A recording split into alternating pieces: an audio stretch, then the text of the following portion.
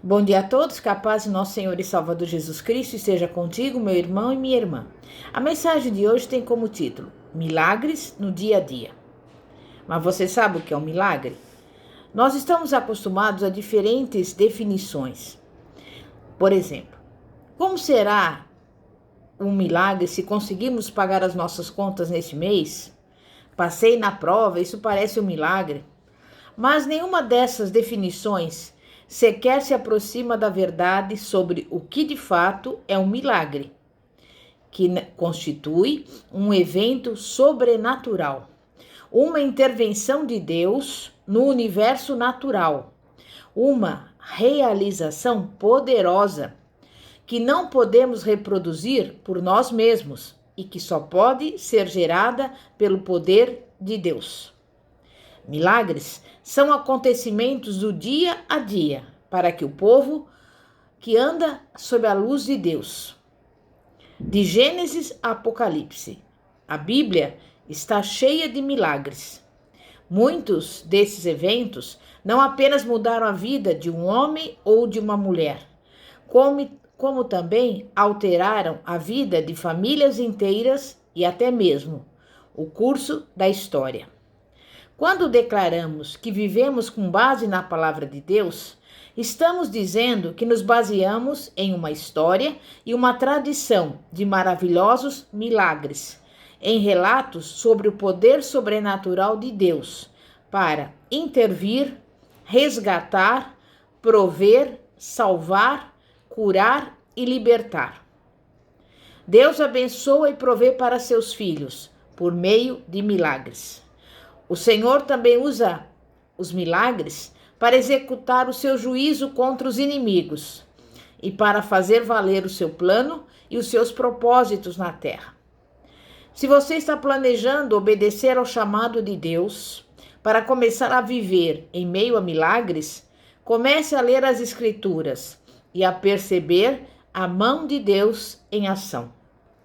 No livro inteiro de Êxodo estão registrados os milagres divinos operados por meio de Moisés e de Arão, em seus esforços para libertar Israel do Egito e conduzir o povo hebreu à terra prometida.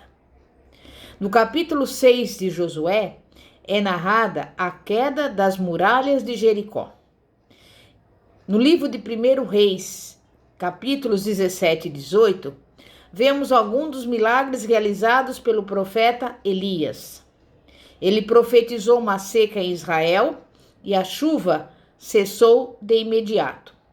Profetizou uma fonte contínua de alimento para ele e a casa da viúva de Serepta. Ressuscitou o filho de uma viúva. Subiu ao Monte Carmelo, enfrentou os sacerdotes de Baal e desceu fogo do céu.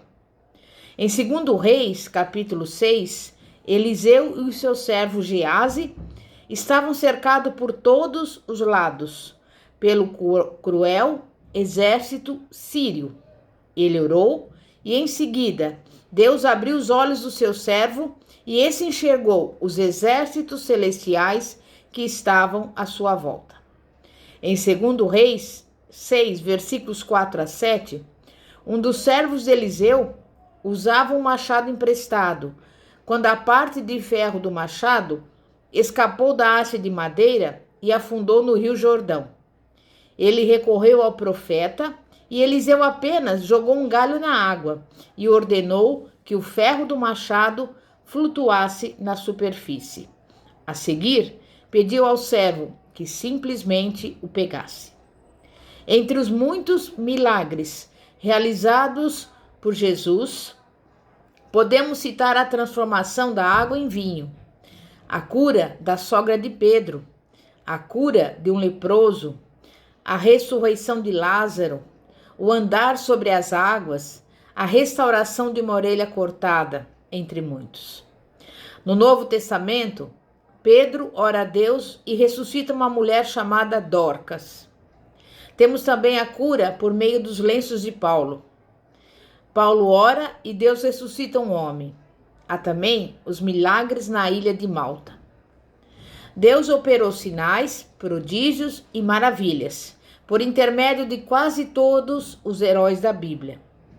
O milagre que, por exemplo, nós temos referido no capítulo 3 do livro de Atos dos Apóstolos, representa a cura de um homem coxo que pedia esmolas ao lado da porta do templo chamada Formosa.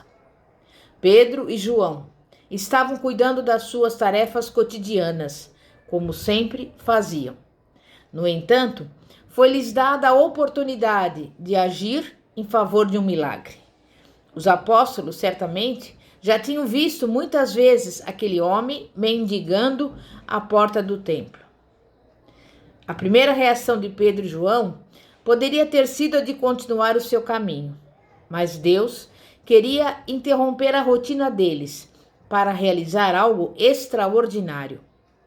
O Pai queria glorificar de modo público o seu Filho, Jesus, mediante um espantoso milagre, e em seguida usar esse feito para chamar a atenção das pessoas e levar Pedro a pregar o Evangelho a todos que se encontravam no templo.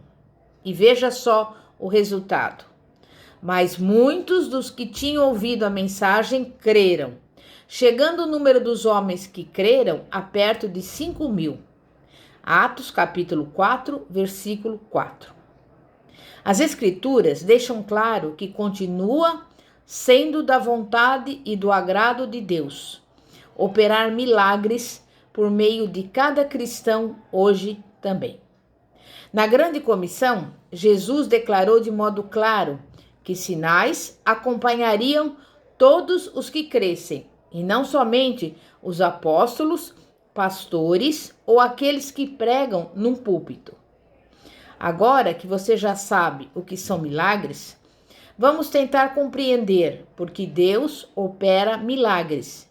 Então saberá se o milagre pelo qual tem orado está alinhado com os objetivos de Deus. Deus começou a sua brilhante história de milagres de proteção no início da humanidade. Em Gênesis 4:15, lemos que o Criador colocou certa marca sobre o filho de Adão, Caim, para protegê-lo de quem reclamasse vingança contra ele. Nos capítulos 6 a 8, vemos que Deus preservou a humanidade ao salvar de forma milagrosa Noé e sua família do dilúvio. Em Gênesis 12 a 16, somos informados de que o Todo-Poderoso protegeu seu amigo Abraão, enquanto esse viajava para longe da sua terra natal, em busca da terra prometida, e incumbiu 2 anjos de defenderem o sobrinho de Abraão, Ló, da destruição de Sodoma e Gomorra. O Senhor também enviou um anjo para proteger a serva de Sara, Agar, e o filho ilegítimo de Abraão, Ismael. O Senhor utiliza o seu poder miraculoso até mesmo para nos proteger dos nossos próprios erros. Abraão cometeu vários. Um deles está registrado em Gênesis 20. Ele não contou a um rei estrangeiro que Sara era sua mulher. Abimeleque a levou para o seu harém, mas o Deus gracioso interveio de forma miraculosa para salvá-la e devolvê-la ao convívio de Abraão.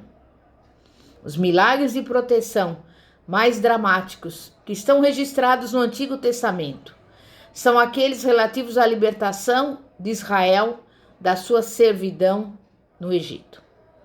Primeiro, Deus enviou pragas para forçar os egípcios a aceitarem os apelos de Moisés e libertarem o povo do cativeiro. E isso culminou naquela terrível noite em que os primogênitos de cada família egípcia morreram. Os escravos israelitas seguiram as instruções do Senhor, ungindo os umbrais das suas portas com o sangue do Cordeiro Pascal, e nenhum mal lhes sobreveio. Esse era o sinal que o Senhor lhes dera como garantia de que protegeria os israelitas da morte. Por fim, o faraó concordou em libertar Israel.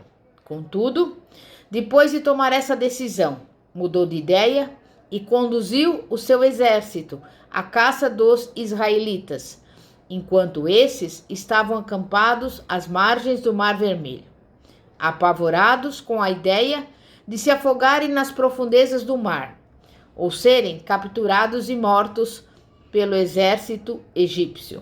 Mas Moisés corajosamente se dirigiu a eles e lhes disse: Não temais, estai quietos e vede o livramento do Senhor, que hoje vos fará. Porque aos egípcios que hoje vistes, nunca mais vereis para sempre. O Senhor pelejará por vós e vos calareis. Êxodo 14, versículos 13 e 14. O Mar Vermelho se abriu e os israelitas caminharam para a liberdade, pisando em terra seca. Quando os egípcios tentaram segui-los, o mar investiu contra eles de forma impetuosa e todos se afogaram.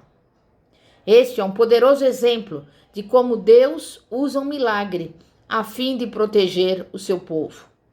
E há muitos outros exemplos desses por todo o Antigo e o Novo Testamento. No Novo Testamento, em Atos 12, do versículo 1 ao 11, vemos a história da ação a favor de Pedro, que miraculosamente foi retirado da prisão, onde aguardava a aplicação da pena capital. Herodes acabara de ordenar a decapitação de Tiago e intentava fazer o mesmo a Pedro, porque percebeu que perseguir os cristãos rendia-lhe um prestígio junto às autoridades religiosas judaicas da época, frustradas em sua expectativa de que a morte de Jesus interromperia a divulgação dos seus ensinos e abalaria a solidariedade dos seus discípulos. Em vez disso, os discípulos de Cristo começaram a pregar com ousadia a respeito da ressurreição do Salvador. Um número muito maior de pessoas se voltava para Jesus, crendo que ele era o Messias. A proporção de seguidores de Cristo era maior do que quando ele esteve na terra.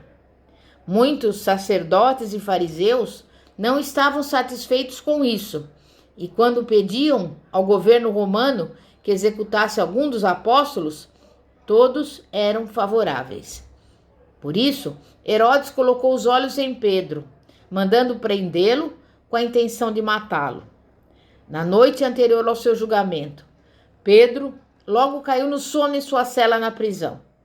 Além de encarcerado, ele estava acorrentado entre dois guardas. No meio da noite apareceu um anjo e soltou Pedro das suas correntes, conduzindo-o em segurança para fora da prisão. Eles passaram por 2 postos de sentinela e atravessaram o portão de ferro da cidade. Durante todo o tempo que esse milagre estava acontecendo, Pedro pensava ter uma visão.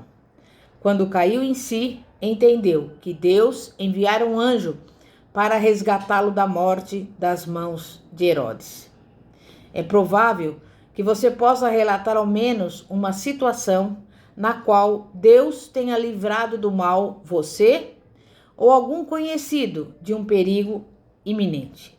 E somente o Senhor sabe quantas vezes já o livrou do perigo ou mesmo da morte, momentos de que você nunca se dará conta. Todo o milagre tem um propósito. Alguns deles têm o específico objetivo de proteger o povo de Deus. Você pode até já ter sido o receptor de um desses milagres de proteção, sem sequer ter consciência disso. Quando você realmente testifica um milagre, há outro propósito a ser cumprido. Sabe qual é? Edificar a sua fé. Amém? Vamos orar. Santíssimo Deus e poderoso Pai, Pai de nosso Senhor e Salvador Jesus Cristo. Pai, nós te louvamos, nós te agradecemos, porque necessitamos todos os dias de um milagre novo em nossas vidas. E por isso, nesse dia de hoje, apresentamos ao Senhor a nossa vida, a nossa casa, a nossa família, o nosso ministério, tudo aquilo que nos pertence. E sabemos, Pai, que o Senhor está pronto para operar sinais, prodígios, maravilhas, operar milagres em nossa vida, no nosso dia a dia. E por isso nós já te agradecemos, em nome do Senhor Jesus. Amém e graças a Deus. Glória a Deus. Bispa Fátima, da Igreja Evangélica Apostólica Poder de Cristo, situada na Avenida Ouro Fino, 2212, Bosque dos Eucaliptos, São José dos Campos. Amém e graças a Deus. Glória a Deus.